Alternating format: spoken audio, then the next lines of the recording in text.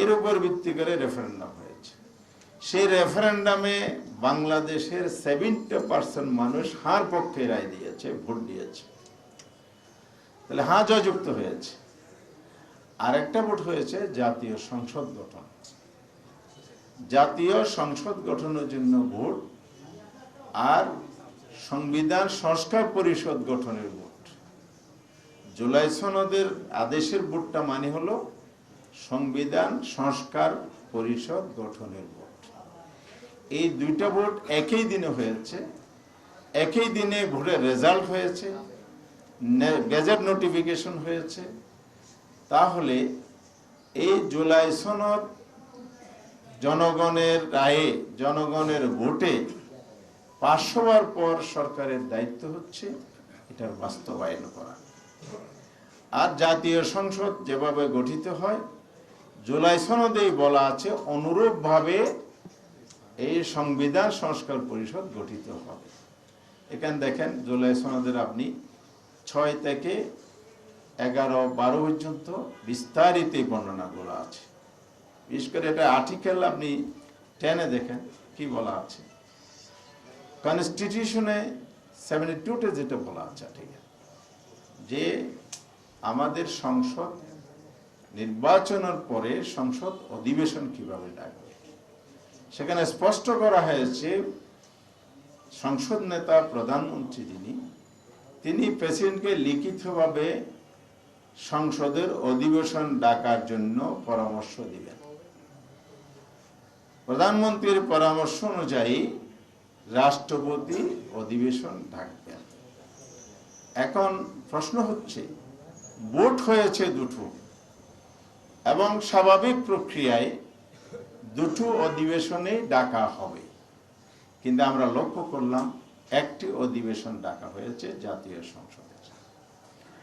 শপথের জায়গা যদি আসি, বর্তমান যারা সরকারে আছেন বিএনপি, ওনাদের সদস্যরা দলীয় সিদ্ধান্তের ভিত্তিতে জাতীয় সংসদের সদস্যই শপথ নিয়েছেন, সংবিধান সংস্কার পরিষদের শপথটা নেন নাই। তাহলে বোঝা গেল আপনারা যে সংস্কারের জন্য ঐক্যমত্য কমিশন অংশগ্রহণ করলেন, জুলাই সনদ তৈরি হলো, সেটা স্বাক্ষর করলেন, আপনারাই একই দিনে রেফারেন্ডাম এই যে হানা ভোটের জন্য দাবি করলেন, আবার জনগণকে হা ভোটের জন্য বিভিন্ন জায়গায় জনসভায় বলেছেন। সরকার গঠনের পর আপনারা সেই জায়গায় থেকে টার্ন নিয়েছেন, সম্পূর্ণ বিপরীত অবস্থানে চলে গেছেন, যেটা জাতির সাথে এক ধরনের প্রতারণা বা বিশ্বাসঘাতকতা, এবং জাতিকে, দেশের 70% মানুষ যারা হার পক্ষে ভোট দিয়েছে, রেফারেন্ডামে জয়যুক্ত করেছে, তাদেরকে তারা অপমান করলেন। আর প্রধানমন্ত্রী যিনি হয়েছেন, তিনি লিখিত পরামর্শ কি দিয়েছেন এটা আমাদের কাছে স্পষ্ট নাই সংসদ অধিবেশন ডাকার ব্যাপার। ওনার তো দুটি অধিবেশন ডাকার জন্য আবেদন করা উচিত ছিল, কারণ শপথ যেহেতু নেন নাই, তাহলে স্বাভাবিকভাবে উনি একটার আবেদনই করেছেন।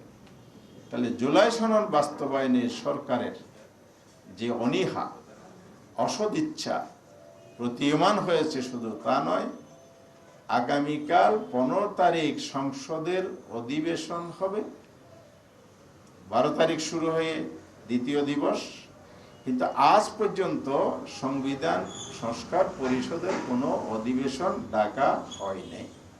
এ নিয়ে আমরা উদ্বিগ্ন, আমরা উদ্বেগ প্রকাশ করেছি আমাদের মিটিং থেকে, পুরো দেশবাসীও উদ্বিগ্ন।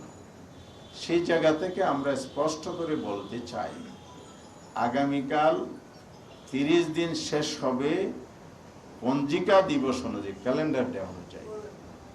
এর মধ্যে যদি সরকার সংবিধান পরিষদের অধিবেশন না ডাকে বা ডাকার ব্যবস্থা না করে, তাহলে আমরা 11 দল আজকের এই বৈঠকে শীর্ষ নেতৃত্বের সাথে পরামর্শ করে আজকে বৈঠক ডেকেছি। সেই বৈঠকটাকে সুস্পষ্ট আমরা সিদ্ধান্ত নিয়েছি, এটি সরকারের জন্য আগামী দিনটি শেষ দিন সংসদ অধিবেশন ডাকার, জুলাই সনদে যেভাবে বলা আছে। অবিলম্বে যেন সরকার এই ব্যবস্থাটা নেন, অধিবেশন ডাকার ব্যবস্থা নেন। যদি না নেন তাহলে আমরা স্পষ্ট বলতে চাই, জাতির কাছে আপনারা ক্ষমা পাবেন না। বিশেষ করে সংসদ নেতাকে এটা প্রধানত দায়িত্ব নিতে হবে, যেহেতু এই প্রক্রিয়ায় তিনি সূচনা করবেন, আর সরকারকেও সেই দায়িত্ব নিতে হবে।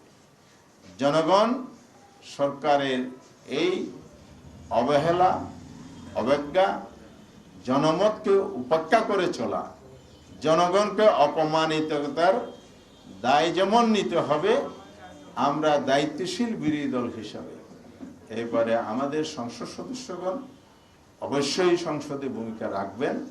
তার পাশাপাশি আমরা একটা সিদ্ধান্ত নিয়েছি, জুলাই সনদ বাস্তবায়নের জন্য যদি দ্রুত ব্যবস্থা না নেওয়া হয়, অর্থাৎ আগামীকালের মধ্যে যদি অধিবেশন ডাকার জন্য উদ্যোগ গ্রহণ না করা হয়, জনগণকে সাথে নিয়ে জনগণের সম্মান, মর্যাদা, আকাঙ্ক্ষা সমুন্নত রাখার জন্যেই আমরা রাজপথের আন্দোলনে যেতে বাধ্য হব।